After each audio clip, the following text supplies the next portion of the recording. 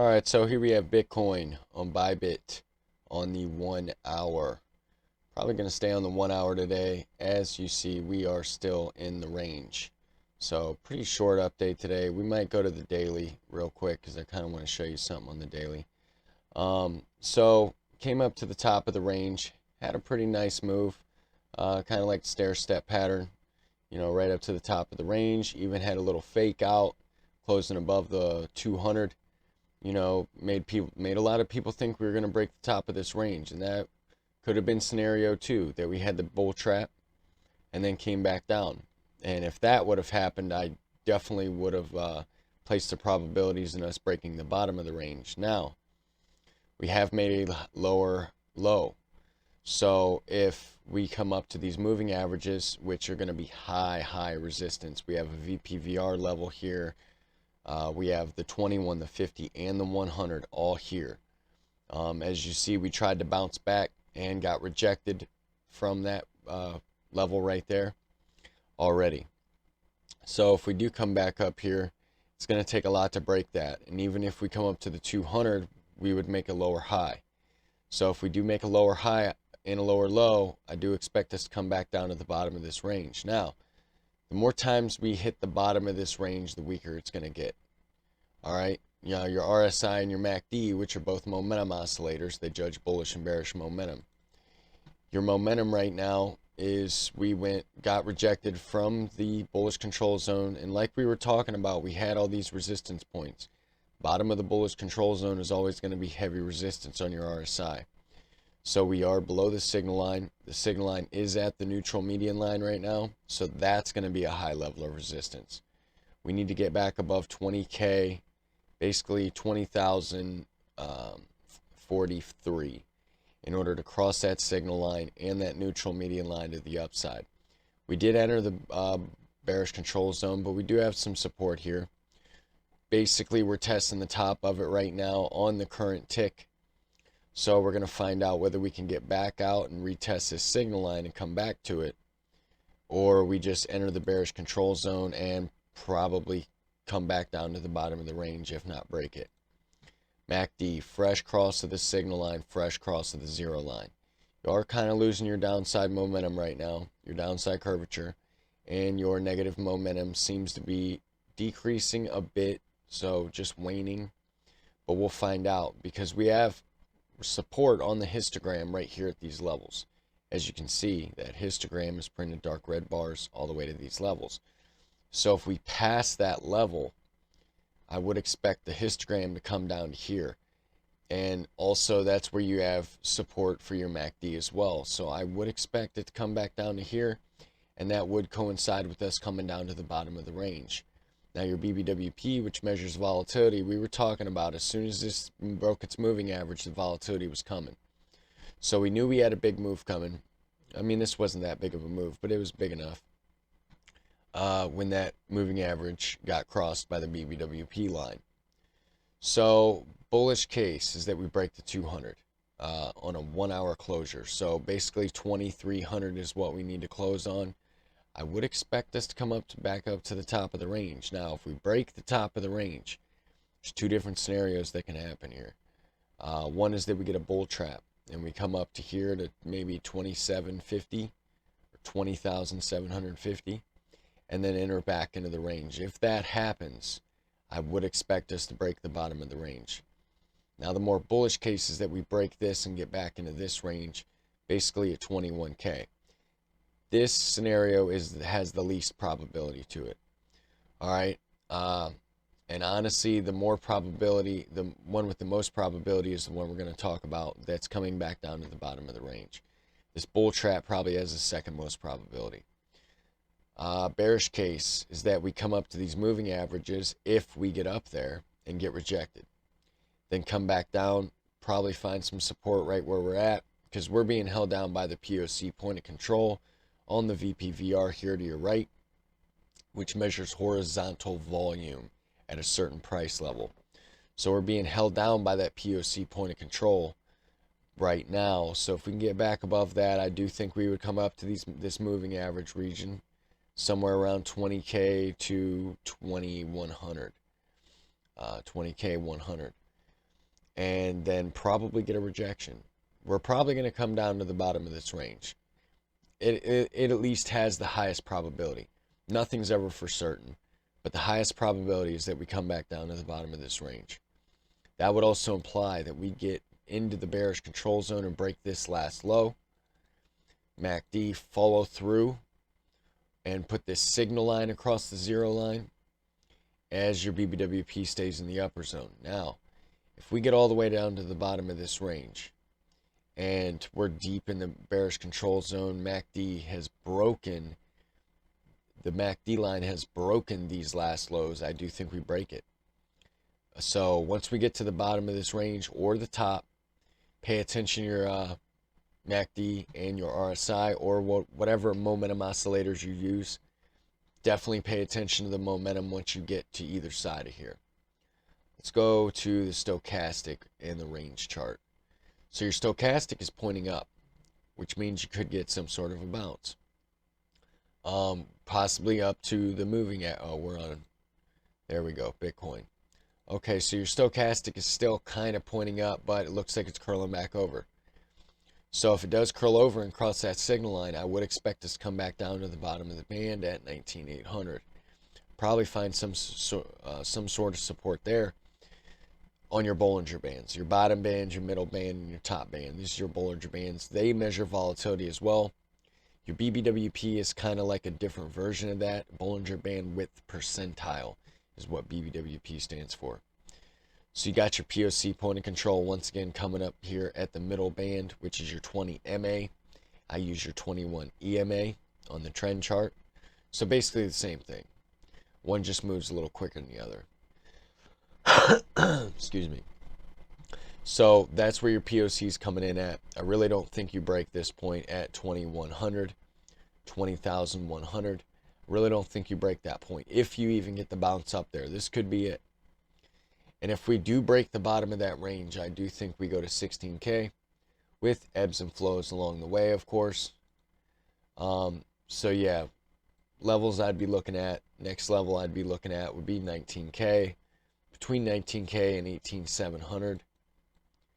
After that, I'd be looking at 18K. And then after that, I'd be looking at 16K pretty quickly too.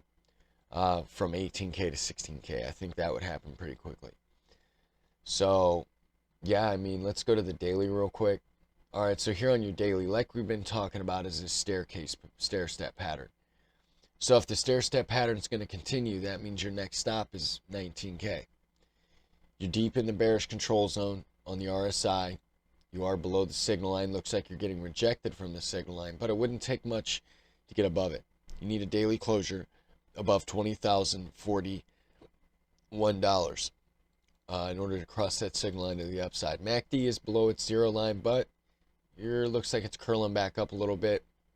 But we could just get a rejection of this signal line or not even get up to it. I mean, as you see before, you know, we don't have to get up to that signal line in order to keep going down. Like right here, it kept going up.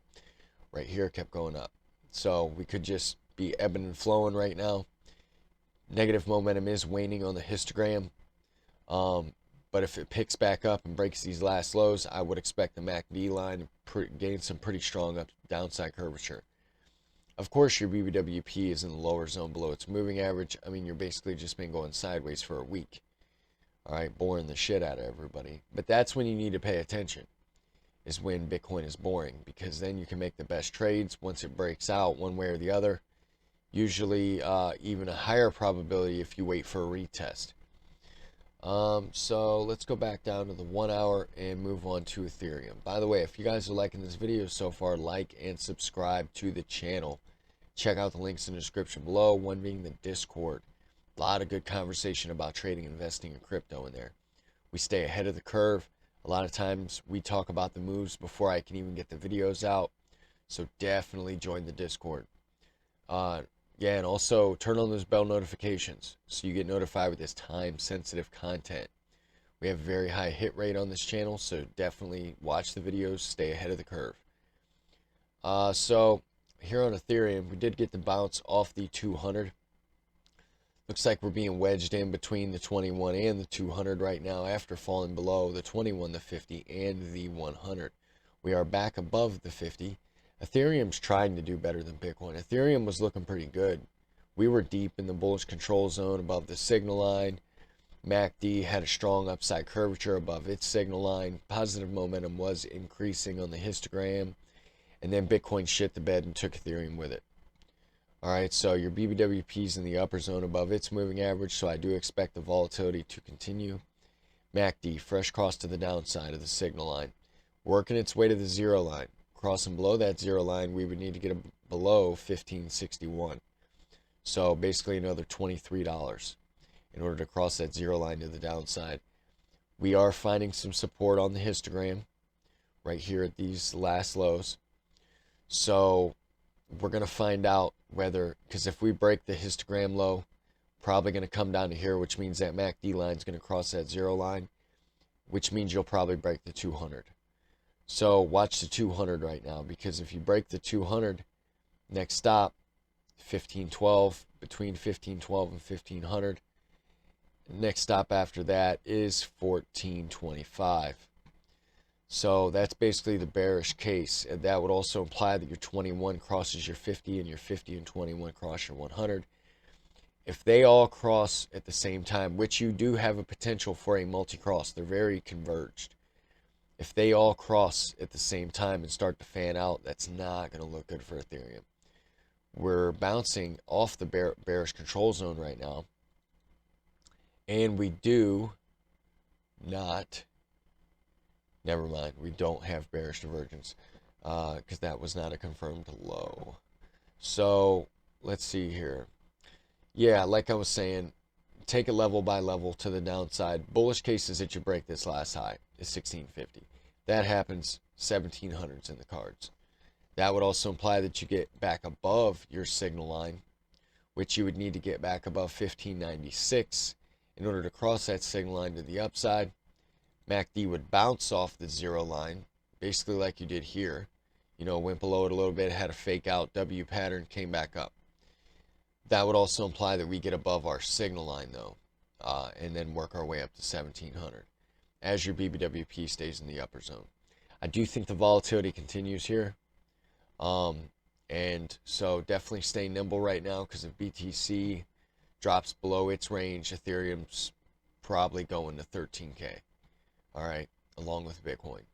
So let's move on to Solana. Here on Solana, once again, we have a range on Solana. Couldn't quite make it up to the top of its range. Solana actually doesn't look very good. Below all major moving averages, they're all bearish right now below each one of. So this 21 and this 50 cross, or it has crossed, but if they all start to fan out, that's not going to look good at all, especially if we're being held down by the 21. If that happens, I expect you to break these last lows at $30. Right now, the RSI is in the bearish control zone below your signal line. We'll probably come back up to the 45 level and test the top of the bearish control zone, kind of like you did here. Came in, faked everybody out, got back above your signal line, but your signal line's all the way up here. I don't see that happening. But you could have a little bounce, come up to your 21, retest the top of that bearish control zone, and then continue down. MACD, fresh cross to the downside and the zero line, and your negative momentum is increasing on the histogram. Now, we are on support, but honestly, I think the histogram comes down to here eventually. As your MACD gains some strong upside curvature. Basically similar to kind of what happened here.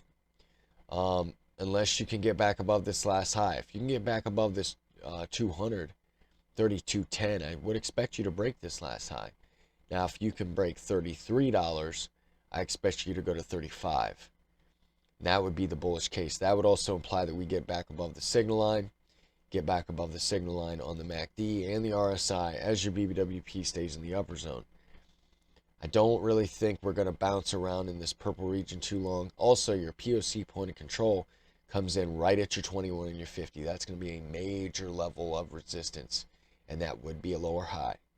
So, like I said, best case scenario I think is that you get a bounce at 31.50 and then continue down and break this purple zone, break this 30.50, that it's all going to depend on what Bitcoin does, though. A lot of this is going to depend on what Bitcoin does, because if Bitcoin breaks its range to the downside, everything's going with it. It looks like Bitcoin's going to try to pop up, like we were talking about, back up to these moving averages. Now, whether we can get above there or not, is going to decide whether we can get to the 200. And that if we get rejected from the 200 at 20,250, then that's just another lower high. So then we'd be operating on lower highs, lower lows. So definitely stay nimble right now. Once again, if you guys like this video, like and subscribe to the channel.